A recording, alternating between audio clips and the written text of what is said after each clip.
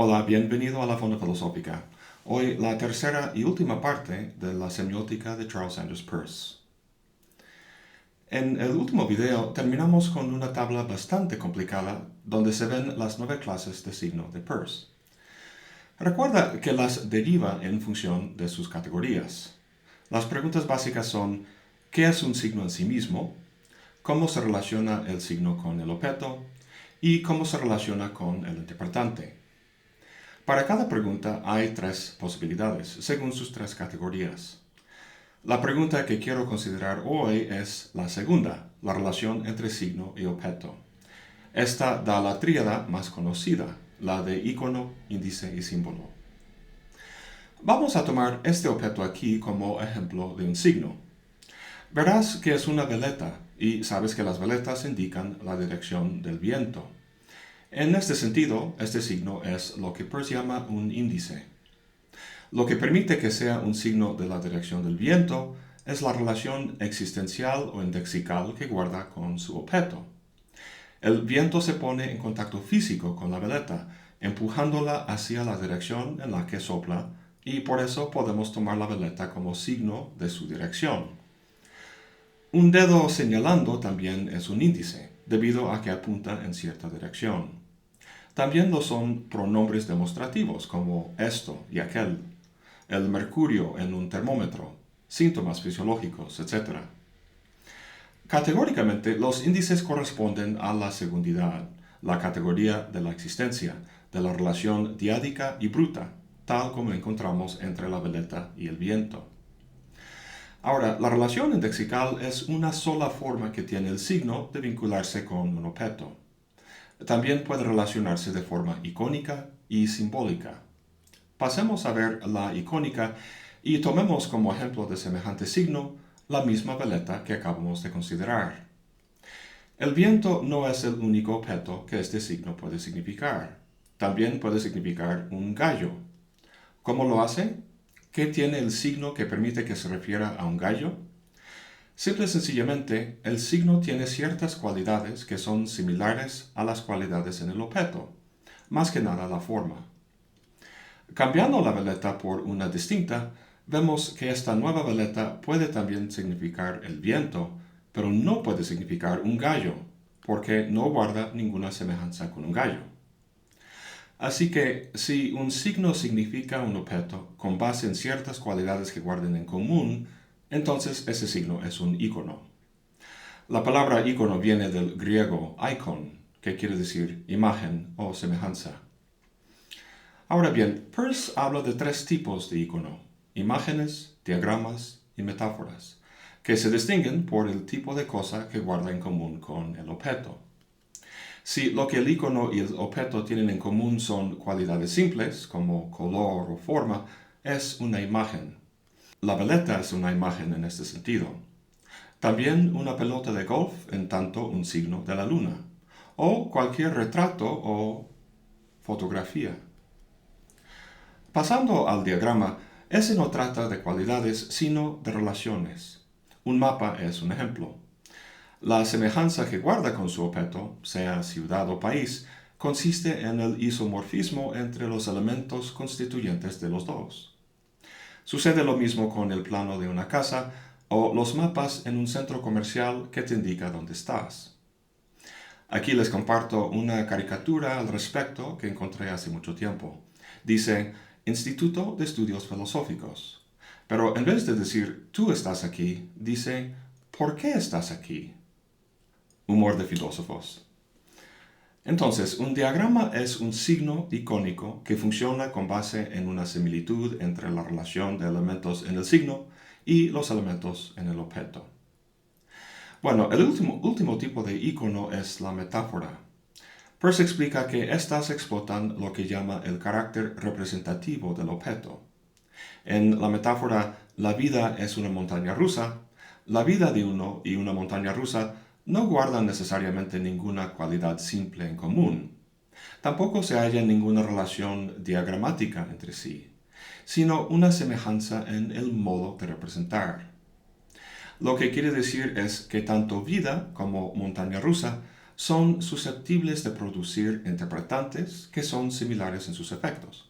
Por ejemplo, la vida contiene experiencias emocionalmente elevadas y otras bajas, al igual que la montaña rusa nos lleva por arriba y por abajo, en un movimiento inexorable hacia un final que también se asemeja a nuestra experiencia de la vida, llevándonos hacia un final. Hasta ahora tenemos que un signo puede representar a un objeto con base en alguna semejanza, el icono, o en base a una relación existencial, el índice. La última forma es la simbólica. Todas las palabras que estás escuchando ahora son símbolos, al igual que un semáforo en rojo hasta una bofetada. De hecho, cualquier cosa puede simbolizar un objeto porque los símbolos no requieren ni semejanza ni conexión existencial con su objeto, sino solo un acuerdo o convención de que un símbolo dado significará un objeto dado. Vimos que un caballo no puede ser un icono de un gallo, pero podría perfectamente ser un símbolo del mismo. ¿Por qué? Es simplemente cuestión de acordar que así será interpretado. Lo mismo pasa con el signo hombre. Esta palabra, como signo simbólico, significa este objeto, pero también lo significan man, om y estos en ruso y japonés que no sé pronunciar. Lo que les hace funcionar como símbolos no es más que una convención.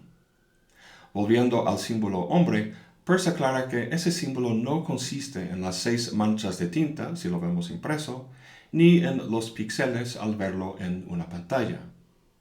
Esta palabra, que vemos físicamente, que aparece millones de veces en un sinnúmero de revistas y páginas de Internet, no es el símbolo hombre, sino lo que Peirce llama una réplica del mismo.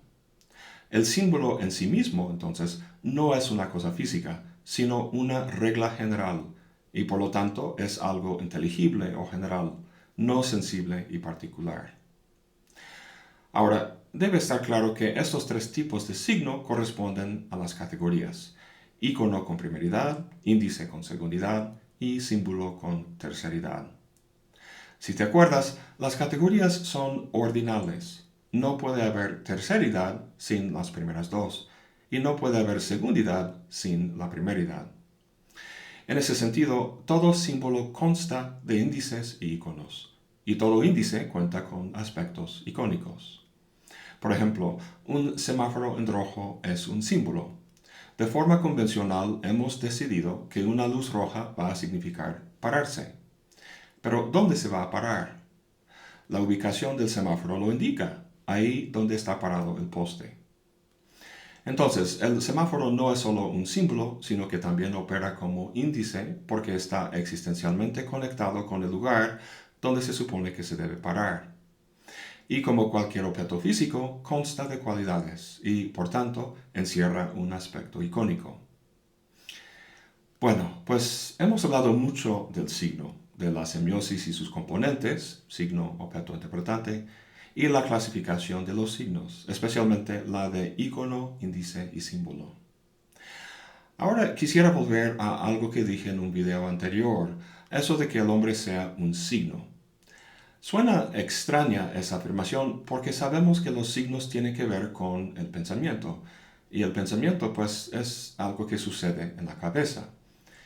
Para ser más concreto, cuando tomamos algo, por ejemplo una palabra en un libro, como signo de un objeto, lo que se produce es un interpretante en nuestra mente. El problema es que seguimos pensando en la mente como algo medio cartesiano y etéreo, como un receptáculo en el que se pueden meter cosas, como si la mente fuera un frasco. Para Peirce, el interpretante no está en la mente como mermelada puede estar en un frasco. Más bien, la mente no es más que una larga serie de interpretantes, un continuo histórico de interpretantes. ¿Qué significa eso? Podemos entenderlo si nos fijamos en la diferencia entre conciencia y autoconciencia. Todo ser humano, al igual que todo animal, nace con conciencia, es decir, está consciente de su entorno, de modo que pueden reaccionar a él. Pero solo el humano logra tener autoconciencia. ¿Cómo sucede eso? Peirce dice, un niño oye decir que la estufa está caliente, pero no lo está, dice él. y de hecho su cuerpo no la está tocando, y solo lo que toca está caliente o frío. Pero luego la toca y encuentra confirmado el testimonio de una manera impresionante. De este modo llega a ser consciente de la ignorancia, y es necesario suponer un yo en el que esta ignorancia puede residir. De modo que el testimonio proporciona el primer despertar de la autoconciencia. Cierro la cita. Es muy interesante lo que dice Peirce aquí. Para él, nuestro yo no es alguna sustancia primordial, como diría Descartes, sino algo que literalmente se postula. Se postula debido a la experiencia del error, como una hipótesis para explicar cómo este error o choque con el mundo externo pudo haber pasado. Esto realmente no es tan extraño. Los niños son bastante indeterminados y plásticos. Si sus papás constantemente critican sus esfuerzos y le dicen que no es una basura y que no vale nada, con sus palabras están literalmente postulando el yo del niño. Y en la gran mayoría de los casos, el niño crece y de más grande tiene un yo que fue creado y reforzado con meras palabras. Todas esas palabras son ese continuo histórico de interpretantes que constituye el hombre signo. Curiosamente, lo mismo pasa con las palabras. Pregunta Peirce, ¿acaso electricidad no significa más ahora de lo que significaba en los días de Franklin?